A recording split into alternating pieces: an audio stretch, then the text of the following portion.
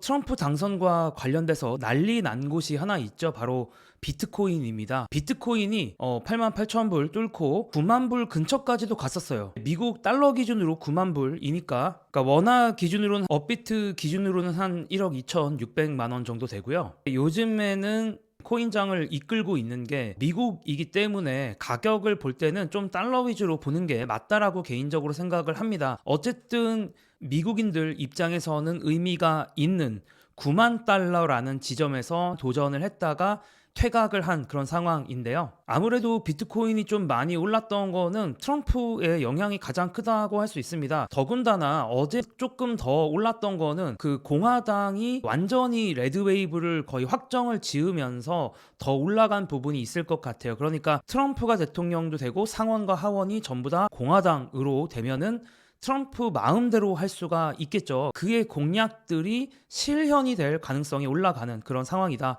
라고 할 수 있습니다.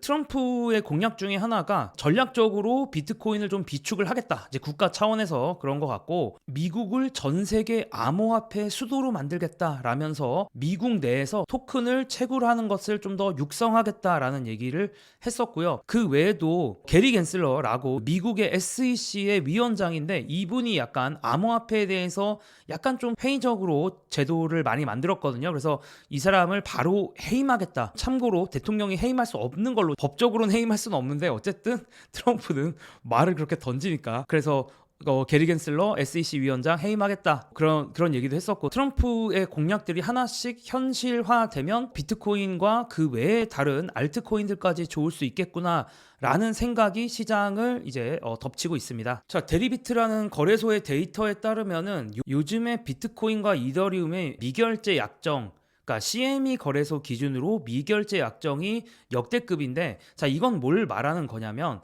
기관 투자자들이 활발하게 참여하고 있다라는 거예요. 굳이 개인 투자자는 CME 거래소에서 거래할 이유가 없거든요. 기관 투자자들 입장에서는 뭐 여러 가지 복잡한 이유가 있긴 하지만 이제 CME에서 거래를 하는 게 가장 수월한 상황이고, 그런 기관 투자자들의 활발한 모습이 현재 이렇게 차트에서 나타나고 있다라고 얘기할 수가 있겠습니다. 더욱더 놀라운 거는 12월 27일에 만기가 되는 옵션이 있는데, 이때 비트코인 10만 불에 대해서 콜옵션 관련 이 미결제 약정 거래량이 엄청나다라는 겁니다. 그러니까 쉽게 말해서 12월 27일에 비트코인이 10만 불 찍을 거다라는 거에 베팅하는 사람들이 엄청나게 많다라는 거고요. 지금 9만 불 넘으면 또 10만 불이 얼마 안 남은 거다 보니까 이제 이런 거에 대한 열기가 엄청나다라고 얘기할 수가 있고, 데리비트의 거래소는 이 거래가 성사될 확률을 18.6%로 보고 있습니다. 그 외에도 한국 회사죠. 크립토컨트에서 나온 지표인데, 이제 보통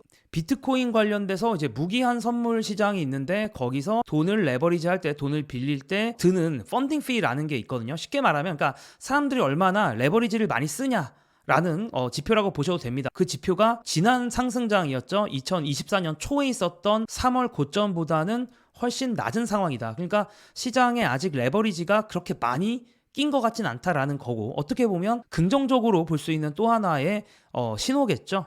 물론 일부에서는 우크라이나와 중동 전쟁도 있고 중국 무역의 긴장도 있는 상황에서 트럼프가 과연 암호화폐에 얼마나 집중할 거냐, 말만 던지고 안 할 수도 있는 거 아니냐, 이런 의견도 있기 때문에 좀 조심할 필요가 있을 것 같고, 비트코인 외길 인생으로 유명한 회사가 있죠. 그러니까 회사인데 회사가 갖고 있는 돈으로 비트코인만 사는 회사가 있는데, 그 회사를 이제 마이크로 스트래티지라는 회사입니다. 근데 이 회사가 최근에 또 20억 달러, 그러니까 한국 돈으로 2.8조 원 정도를 들여서 비트코인을 또 샀다라고 얘기를 하고 있습니다. 이 회사가 지금까지 매입을 한 이후에 가장 큰 규모의 금액을 사용을 한 거예요. 그래서 또 주목을 받고 있고, 이제 그 마이클 세일러가 이제 이 회사의 이제 회장이죠. 코파운더고, 이분이 이제 2020년도에 비트코인 투자를 결정할 때 맨 처음에는 현금을 했는데, 그 이후에는 주식을 팔거나 아니면 전환사채 같은 거, 그러니까 쉽게 말해서 빚을 땡겨서 비트코인을 샀다라고 볼 수가 있습니다. 그의 비트코인 회사인 마이크로 스트래티지는 현재 닷컴 버블 시기에 역대급 신고가와 같은 지점까지 주가가 상승을 했습니다.